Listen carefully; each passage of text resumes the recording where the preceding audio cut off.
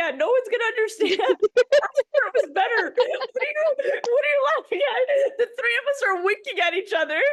Only the three of us understand what you're saying. Hi everyone, I'm Tika. I'm Aditi. And I'm Harini, and welcome to another episode of Voice Notes to My Best Friend. So we are so excited to be recording again and together, and we're in a silly, goofy mood. But before we start, I just wanted to give a huge shout out to one of our really good friends, Garan. We've been wanting a cute little intro sound for a while, and that's a really cool, exciting thing about season 2 is that we have it. And it's all thanks to Garan because he put this little thing together for us. He's actually an up-and-coming EDM artist. His artist name is Kanji, Kanji. So a little plug there. So if you're into, the EDM DJ kind of vibe, totally check him out. He's on TikTok, Instagram. I don't know if he has a Twitter. I don't know if people use that anymore. I do. But yeah, just want to say thank you so much, Garan. We love you, and we can't wait until you're super big and famous, and then we can tell everybody that you made our intro video. I mean, music, whatever. Thank you, Karen. Please remember us when you make it big. Yes. Awesome. Well, it's so nice to be with both of you today. It's been a while since we've recorded. I think life has just been crazy. But the fun thing about this podcast and being together is, yeah, like life gets busy, but it's also like, we get to kind of set what this is going to be and what it's going to become. So it's challenging at times, but also really exciting because we get to define that as best friends. So I love that part. And so for today's topic, we wanted to talk about accountability. Basically, we're thinking about accountability in the context of what it means to us, what it means in our relationships, and how we show up and be accountable to even each other. So I think this is a really interesting topic, and there's a lot to delve in for it. Just wanted to open the floor and see if you guys have any initial thoughts before we start diving into some questions. Okay, so then why don't we go right into a question? Thanks. I had like no thought in my mind. Like crickets chirping. Yeah, I was just watching her. I was just smiling watching her. Yeah, I was just watching her eating. I was like, I wish she could talk forever. I know. Okay. Well, I have a question for you guys. What do you think, or how do you think your relationship with accountability has changed over the years? I can start. So I actually think it's really interesting because I think the more accountable you can hold yourself, the more you can hold others accountable. And that accountability that you're holding for yourself, I feel like comes from respect for yourself and like confidence within yourself. Like that's why you're able to hold yourself accountable. You know what I mean? Like, okay, I said that I'm going to do these things, so I'm going to do these things. I think that when I was younger, like I really struggled with that because there was like a lot of anxiety and fear attached to like, okay, well, what if I can't achieve whatever I've set out for the day? I get so guilty and kind of like talk myself out of like even trying to achieve whatever it was. I think that's changed a lot now. So I feel like I'm able to hold myself in like a higher regard because I know that I can count on myself and I can like make sure that I keep my word to myself. So I feel like that's how it's changed for me as I've grown up. I think that I think accountability, my relationship with accountability has evolved over time because I don't know if it's like being a child of immigrant parents or being an immigrant myself. I feel like I have always like set the bar so high for myself. And so like if I wasn't able to, it's like complete perfectionism. Even though I'm not perfect, it's like complete perfectionism. So if I do not do what I hold myself accountable for, and I'm not perfect, then I feel like I would let that seep into how I view myself and like the respect that I have for myself. And so I would like badger my own self-worth and I would just like badger myself. And because of that fear that like because I'm not able to do what I'm meant to do or I want to do what I want to hold myself accountable for, I would like be so afraid that I would constantly do that that I wouldn't even just do what I was holding myself accountable for. I wouldn't have that discipline because of the fear of what would happen if I didn't do it. And I think like recently and over time, what I've realized is like I saw this thing and I think it explains it perfectly. It's like growth or accountability. It's not like consistency every single day. Yeah, you should be consistent for the most part, but there will be days where you're not feeling good and there will be days when you can't hold yourself accountable and you just have to have compassion for yourself in those days and bounce back up and do it the next day. So that's kind of what my relationship has turned into. And I still have my days where I'm not the nicest to myself, but for the most part, it's good. Yes, this really cool concept that I heard about today, which was like just take the right next step. And it's interesting because it was like, okay, you wake up and you told yourself like you're gonna like go to the gym in the morning, right? And then you wake up late. And so now it's like you're angry because you woke up late and you're not gonna go to the gym and it's gonna derail you for the whole day. But it's like, okay, why not? I woke up late, I can't go to the gym. What's the next right step? I make my breakfast. What's the next right step? I log into work. What's the next right step? Like, and then you'll find out that like maybe you can fit the gym in later in the day. You know what I mean? So I feel like what you were talking about, Tika, reminded me of that. And I'm gonna really try to apply that because last few days I've been waking up on the wrong side of the bed, and like I just like I don't want it to like derail my entire day, you know. But anyway, Harini, what's your relationship with? How has your relationship with accountability changed? Yeah. I mean, really, really great point. I'm gonna try my best to remember that. Like just focus on the next right step that you can do. I think my relationship with accountability, even in the past year, has changed so much. I was actually reflecting, it's been like exactly a year now since I moved to Chicago. And I think a lot of the time, like when I was younger, accountability to me, a lot of the times meant how I present myself or how I am present and there for my loved ones and for the people around me. Like whether that be in a work setting, a school setting, like for my relationships, it was always in like in connection to others, right? And I never really had to like I held myself accountable for like certain goals that I wanted to achieve, but I never felt like I had to hold myself accountable for my own happiness because I had such a strong like support system around me. But I think this past year, what I've realized is accountability for me is looking like putting in effort for my own happiness. And I really loved, I think, Tika, you said this either in a previous episode or maybe just in a conversation about how important it is to not like expect to be happy all the time, not look for the result of being happy all the time, but putting in effort to take what you're saying, Aditi, that next right step and take effort into being a happier, wholesome person.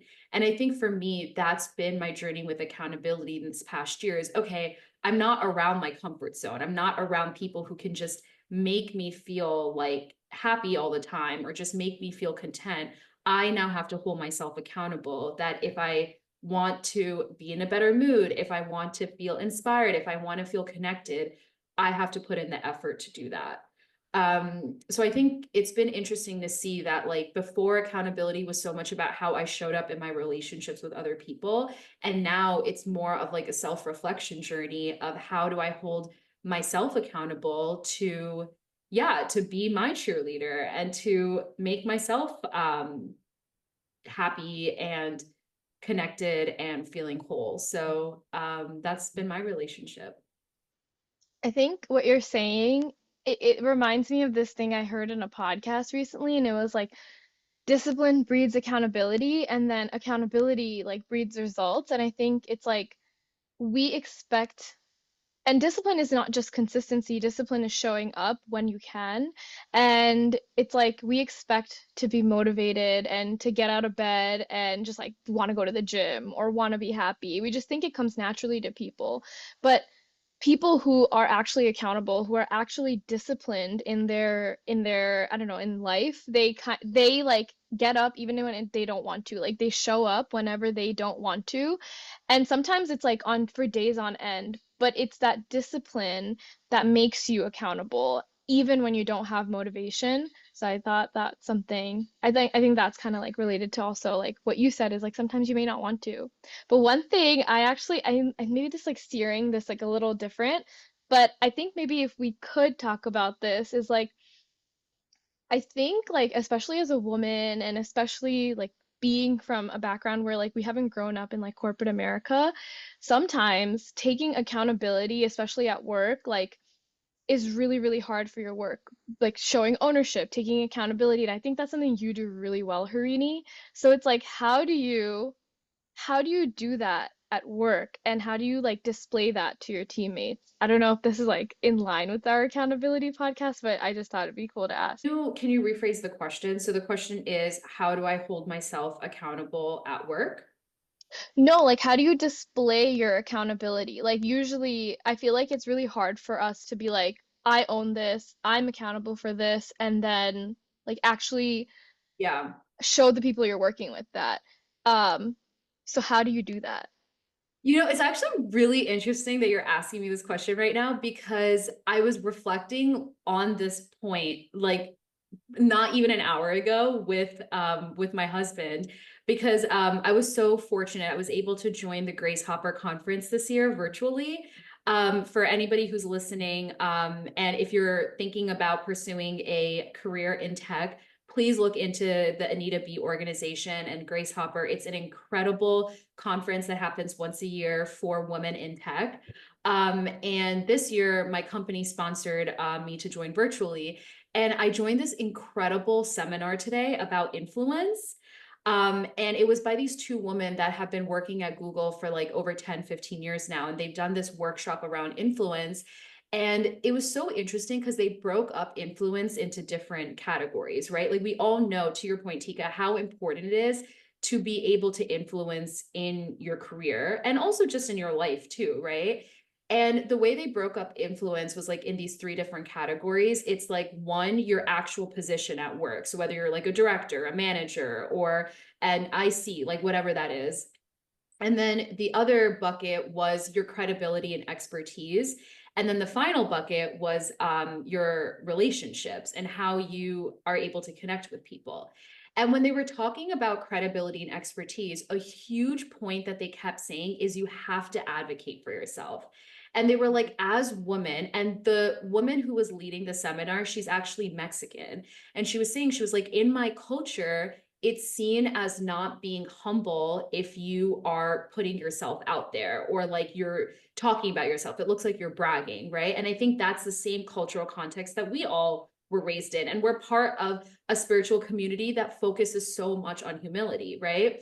So it can feel so like disconnected. Like, okay, well, my values are I'm supposed to be humble, but then how am I supposed to like show people and like really advocate and show the accountability that I'm taking on at work?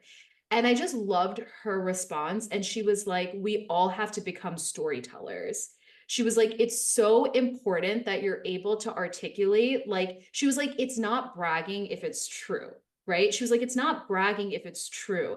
And she was like, for example, like, she was like, take this, right? She was like, this workshop that I lead once a year at Grace Hopper, I've learned such incredible, amazing, I've learned such incredible and amazing reflections through it. I've met such amazing people. And the seminar that I'm leading, we have 600 incredible women that join every single year. She was like, now, did that sound like I was bragging? No, because I'm sharing my story. I'm sharing like what this means to me and how it's made me who I am. And at the same time, I'm articulating and I'm holding myself accountable for what I'm doing here, but also like what it's like showing like how that influence is now coming from the work that I'm doing here.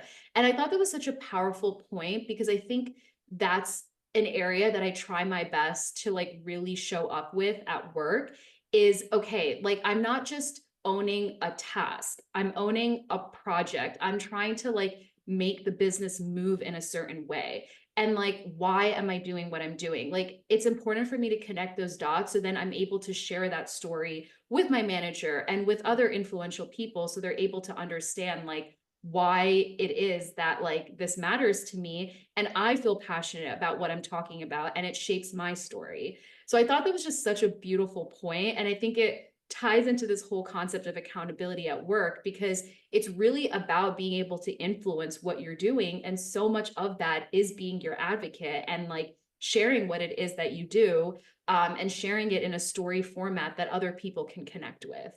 Anyway, I feel like I was like bringing up a lot of topics together when I shared that, but that was just something I was reflecting on today. Did you listen to Tika's voice note that she sent in our group No, chat? I didn't. That's crazy. Why? You should listen to it. That's actually so That's crazy. Huh? Did you say the exact same thing? No, but that's actually so crazy because that's exactly that's exactly the feedback that I got from my manager is like you Mm. are the owner. Now it's just on how you tell your story.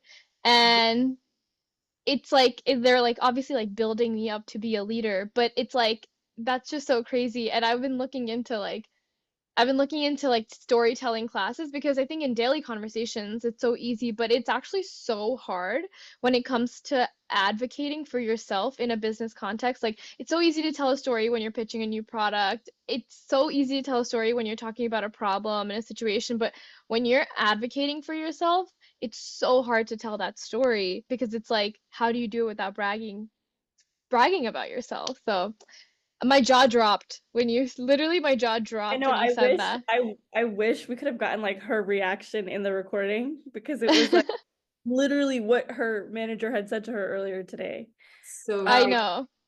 And just but remember, it's not bragging if it's true. That's the thing that's I said. yeah, like it's so interesting because I also had a conversation actually yesterday with one of my friends in law school. And I was telling her how like one of my really good friends has done like this amazing job at her law school. Like she started the first South Asian Law Student Association there, and she's actually like held like panels with attorneys from New York, and she's done this, she's done that. And I'm like, it's so incredible. And then my friend was like, yeah, that is so incredible. And she's like, and look at you, like you're gonna be hosting like a symposium this year. And I was like, yeah, like whatever. And she's like, why do you do that? And I was like, what do you mean? And she's like, why are you like it's a big thing. Like just take it in and also like just accept it, right? Like, okay, you have this position for a reason. You have these responsibilities for a reason. But I think you're so right. I think culturally, we're kind of just told to like not brag and just not put ourselves down, but kind of like like lowball what it is we're doing. And Yeah. then culturally as well, when I like feel weird telling people I'm in law school. Like I'm not Yeah. kidding because I feel like I'm like bragging. And like I'll be like, "Oh, I'm in grad school." And then they'll be like, "Oh, like what are you getting your master's in?" And I'll be like, "No, no, I'm in law school." And they're like, "Oh." And it's like I like I feel uncomfortable. I don't know how to steer it. So it's just I don't know how to kind of like um change that narrative in my head. And we actually talked about it in my clinic as well because in America, like people that are maybe don't have a certain cultural background, it's not like that. They kind of like go out there and they are who they are without any shame or without any embarrassment, and it comes so naturally. But this is like a level of learning that we actually need in the corporate world for like first generation, for immigrants, because I don't know that many of us that know how to go out there and do something like that. And when we do something like that, I feel like other people are kind of like, that person is so cocky, you know, instead of like building them up, they tear them down. And it's like, Or they like shut us down because it's unexpected. yeah. It comes so like this is something I'm so passionate about because I think we all have to just start taking space. Like we have to start taking space of who we are, what we bring to the table and why what we do is important, you know? And I think this is the characteristics of what it like you see in successful people. They know their brand.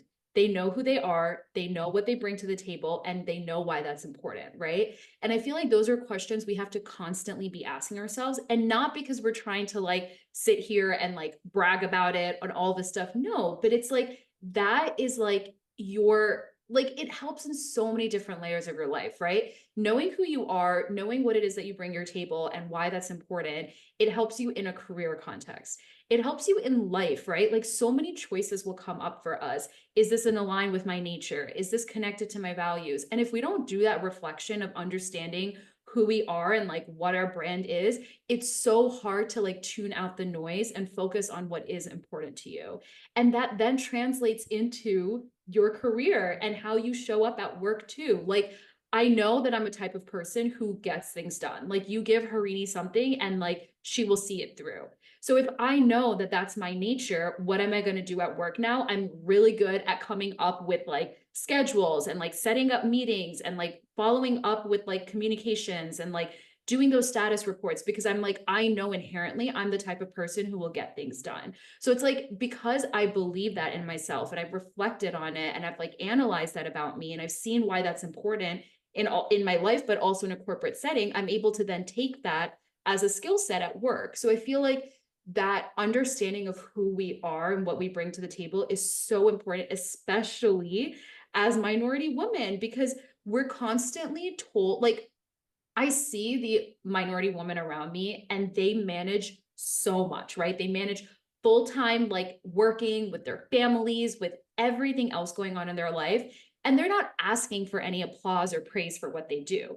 Imagine if they just sat and branded themselves around all the stuff that they're doing and then they displayed that as who they are. Like, that is a very successful person. But I think as minority women, we're just kind of like, in this concept of like, I just do, I put in a lot of effort and there's no recognition that comes out of it. And we're not asking for that recognition in our personal life, but like building that brand is so important in your professional life. So, and also to like understand who we are. So I don't know. I feel really passionate about this topic. I feel like we totally diverted from We accountability, did. but that's totally fine because this is such an important topic and I'm really happy we're talking about it. Do we want to go back to accountability? Because I have something to say here.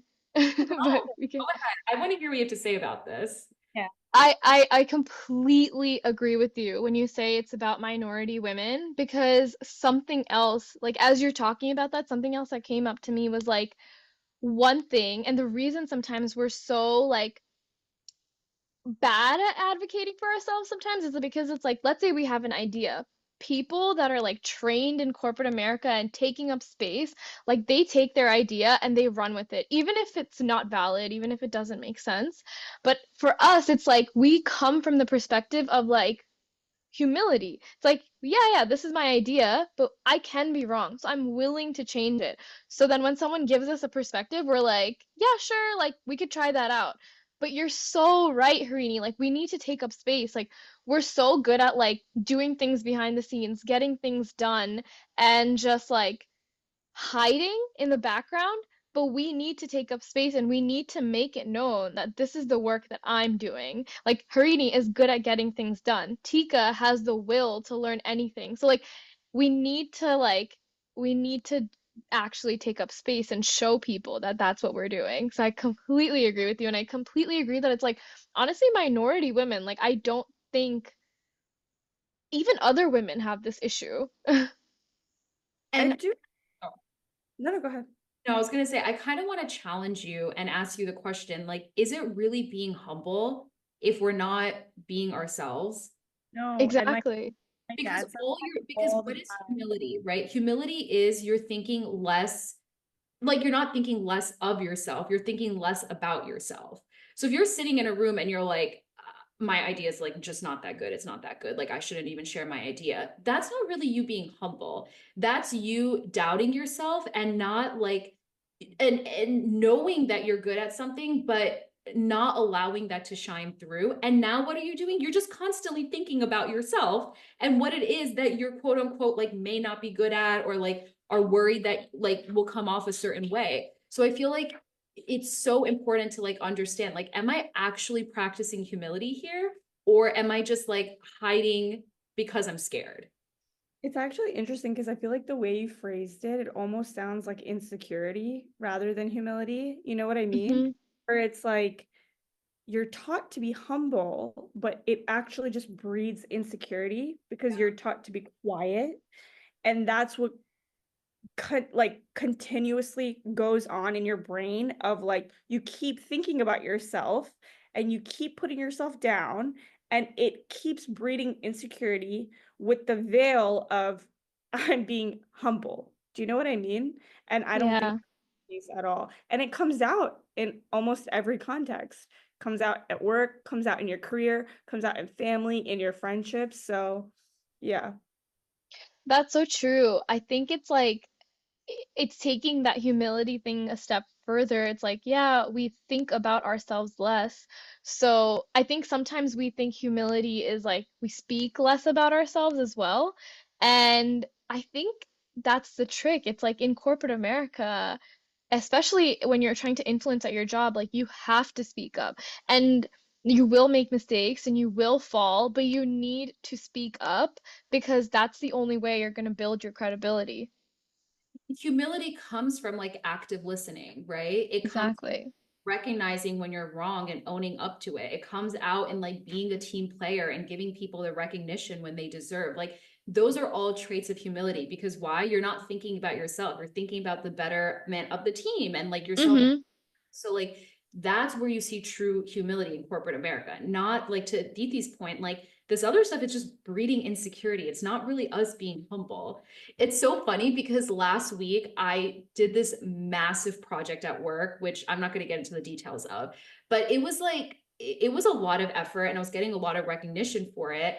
And I remember because when I was presenting my information to leadership, I kept prefacing it by saying, okay, like I may not have the information 100%, but this is like what I've gathered so far. Like, please excuse me if things are like off here, like if it's a mistake. And my husband was actually working nights last week, so he was here during the day. And after I finished my presentation, he was like, why do you keep saying that? Like, why do you keep prefacing everything by saying like you're still learning and you may not know? Like, he was like, just go into it, just dive in. And then if you make a mistake, you make a mistake and own up to it and move on. Like, why are you just like, yeah, like putting yourself down to begin with? And I was like, I didn't think of it that way, but yeah, I guess I am doing that, you know?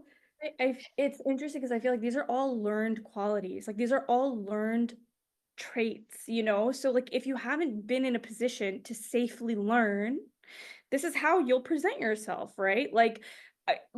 It's funny because I'm thinking about it. Like we kind of learned some of this during pledging, like in college, right? Like if we said something that didn't sound confident, they'd like cut you off and be like, say it again. Say it without saying like, say it without saying say it without like stuttering, right? Like unless you have a serious problem, that's not what I'm talking about. But like that was like an environment where you could kind of learn how to present yourself professionally. And the thing is like we don't have those areas to safely learn. And then you're just thrown out there into a very big girl job, a very big girl career, and you're not in the position to make those errors if you don't have like a team that can kind of like take that fall for you, you know? Um, so yeah, I think that's really interesting too. Because it's like, how do you learn that? I Yeah. don't know. Yeah, that's so true. It's funny because I had a similar conversation with my VP and she was like, you need to like just take ownership of what you do. Like you need to just take it and run with it. And I realize like every time I go into a meeting, I'm like every time I go into a meeting, I'm like leaning on people, even though I'm doing all the legwork. I'm the one who's doing all the work. It's just because like it's like the insecurity thing. It's because I'm not confident in my work because it's like a new thing that I haven't done. And so like when I go into the meetings, I like will be like, "Hey, like so what do you think?" or "Hey, so what do you think?" But it's like having that like unwavering confidence in myself and taking the accountability for it, that will then translate into like ownership, advocating for myself. And so, Yeah, you're right. It's like we're us doubting ourselves is like taking us away from what we Yeah. want to be. And so another thing that I think is also really interesting that I've been like experiencing a lot right now is that I'm trying to have a lot of conversations with like different attorneys to kind of just figure out what I want to do, right? And I get like so nervous before these calls because I don't know how to tell them I don't know. I'm in my third year of law school. How am I supposed to pick up the phone and tell somebody who's been working as an attorney for 30 years, I don't know what I want to do because I'm scared of sounding stupid, And it's so interesting because I think that the way we present ourselves in the world, sometimes we think that the other person has all the information about you. Like that they are thinking the things that you're thinking about yourself, but they're not. They don't know anything. They literally don't know anything about you. Like even people you work with, even people you go to school with, you show them a version of you, but I think when at least for me when I'm put in these like kind of like high stress scenarios where I have to show a part of myself that I want to come off very strong and very professional and very confident. I get even more insecure and I doubt myself even more. And then I assume that that other person knows what I'm thinking. Mhm. And I actually had I have to tell you guys about these three conversations I've had because I think you guys would love it. But there's this one conversation I had with this one attorney, and I was just completely blunt and honest. And I was like, for example, like firms, I just don't think my personality matches. He was like, why? I was like, I think I'm very soft spoken. He was like, why? I was like, well, I had these couple of interviews last semester and I didn't get them. And I think it's because I came off very soft. And he was like, well, this is the first time I'm speaking to you. You don't come off that way at all. Now what? I was like, oh my God. Like, you know, first of all, so lucky to be able to speak to somebody who was willing to be that honest and also take my vulnerability into account and give me that confidence boost of like, that's not true. But also, like, it was like one of the first times in my life where I was like, I'm walking around this world thinking that everybody is looking at me through my own lens, which should be a nice lens, but sometimes it's very mean. And I'm like almost showing up as that, as if like somebody else is perceiving me perceive myself. Do you get what I'm saying? Yeah, Um, totally. Mm-hmm. 100%. and so I feel like I'm gonna try really hard to not do that anymore. I Because I love think, yeah, I think it really makes you more confident. Like, oh, they don't know anything about me. I can like pretend. I can be an actress in this conversation, and they will take what I say, and then that's who they'll see me as. and that's It's such a really like, no, go ahead, Harini. no, I was gonna say that's just such a realistic approach to come to it because it's not like we're all just gonna get rid of our insecurities in one night. It's not gonna happen, right? So what can I do like now? Okay, I have these insecurities, but let me just pretend that they don't exist because the other person has no idea what my insecurities are. And let me just be like, quote unquote, like the best version of myself, right? And see where it lands from there. I love that. Also, I've never thought that you were soft spoken, actually. I always think you Yeah. very, very well and very, very confident from the get-go. It's really crazy. I see myself as soft spoken. Anytime I go to the table somewhere, I'm nervous because I'm like, I think I'm soft spoken, so whatever idea I present, whatever thing I have to say, I don't think it's going to be taken seriously because I think I'm soft spoken. So it's Mhm. like that's crazy, right? Because it's like Yeah. that's not what other people think, but I show up that way because it's what I think. So, Yeah. Honestly, I feel like I have had like a really good manager this past year, and he's always told me like there's no stupid questions, right? And like I will sit there and ask him the dumbest questions, and I'll be like, I'm sorry for asking such a stupid question. He's like, it's not a stupid question. And I'll be like, and then I'll ask another stupid question. And I like look back at it and I'm like, maybe they were. But because I asked it so confidently and because he kept reinforcing how these are good questions, how I should be questioning these things, like I've learned that there is no stupid question. And so sometimes we think that because we think that the other person is going to perceive it that way. But if the other person is going to perceive it that way, then like they're a jerk because honestly like they had that question at some point. They weren't born out of the womb knowing it, and they weren't like born out of the womb knowing like what you say, if it's not valid, it's not valid. Like they had to learn it. It's all learned behavior. So like then I'm just like, I can ask it because like you're a jerk if you think that no, this is a and stupid it's I question. mean But it's crazy because I've had so many I have to you guys because I've had so many little they're not little there's so many experiences in the last couple of weeks just with school where like because somebody kind of gave me a confidence boost or allowed me to see myself in a more professional light, I actually had an interaction with a professional where they kind of put me down. And because also because of therapy, right? This is like the first time I'm having this interaction with this person. They don't know anything about me. Like I know that they don't have any evidence to think that I'm dumb or my ideas are stupid. But they literally said in front of my peers that my idea was bad. And I was like, um, okay. And it was so interesting because I was so upset. I came home and then I was like, I just this like random thought popped into my head where it was like, okay, well, whatever angers you becomes your master, right? Like whatever controls you becomes your master. So I was able to calm myself down, whatever. But because I had had those other conversations with those other attorneys who were like, just present yourself how you want to present yourself, that interaction was um, less strenuous on me because I was like, well, I don't think my idea is bad. I have every right to say what I want to say, and then we'll take it from there. And it was Mhm. like such an out of body experience because this would have wrecked me like 6 months ago. You know what I mean? So it's like, I think it's important, like, to lean on also the people that are instilling that confidence in you, like your manager, Tika, you know? Like, I'm gonna remember that person that I spoke to every single time I'm feeling nervous now. Because like he had this like unwavering confidence just in life. Like I was like, I want to talk to him about everything. He like made interviewing sound fun. He was like, talk to as many people as you can. Who cares? Blah, blah, blah, you know? And I feel like it becomes that simple where it's like you just take it down to the basics of like you're a human being on this planet trying to learn and you're doing your best. You know that you work hard and that's going to show at the end. You know what I mean? Um, so yeah. Love that.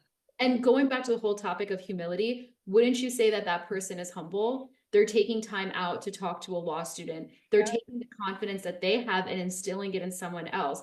That's humility, right? He's not thinking, how is this going to benefit me? He just wants to help you. He's thinking about himself less and he's focusing on how to lift somebody else up. Like that's the mentality shift that we need to have around humility. Not like I need to be like I don't know, like demure and like shy and like think that like Yeah. I'm talking about. That's not humility. That's just us doubting ourselves.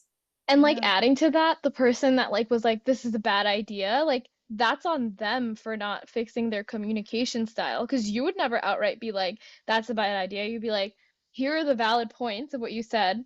I don't agree with it because XYZ. But you would never shut someone down and say that's a bad idea. So like they may be a humble person, but it's like that is not a good communication style and that's on them. Yeah. Yeah. And it's also it's a reflection of who they are as well, like sidebar. But also Harini, what you were saying about like that person being more humble. I think there's another thing about humility that not we almost become resentful, you know? Because like it's like I achieved this much, but because I'm supposed to be humble, I'm supposed to keep my mouth shut. And then you achieve this or you do something for so many people and out of humility you're not going to go around touting I did this, I did this, I did this, or I, you know, whatever. And then you start resenting the fact that you did that much work or you showed up in a certain way in your relationships. And I feel like it's just so counterintuitive because it's like, what was the purpose of being humble then? Like, the whole purpose of it was to show up, like you said, and think less of yourself. And now you're thinking of yourself even more Yeah. because you're angry, you know? And so, yeah, I think we just need to completely change the definition of humility because I don't think we've been doing it right at all. Hmm.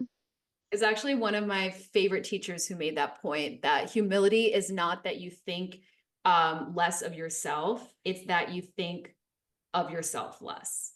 And I thought that was such a beautiful point. It's not that like I'm not capable, I can't do this, or everybody else has better ideas than me. It's let me stop thinking about Harini all the time and focus on what I can do to help the world around me and help myself. Which Um, is so valid. Like then you're taking yourself, I feel like if you like visually look at it, like it's like you act like you're the center of the universe and you're just like everyone is like judging you and serving you, and like what are you actually doing there? You're putting yourself in the center versus like when you take yourself out and put yourself on the circle, you're like just one of the other people that's serving the main purpose, right? And you're able to recognize your abilities and the abilities of the people around you. And it's beautiful. Um, Exactly. I love oh, I loved this. I loved this I conversation. I And don't even know what we talked about, but it was so therapeutic.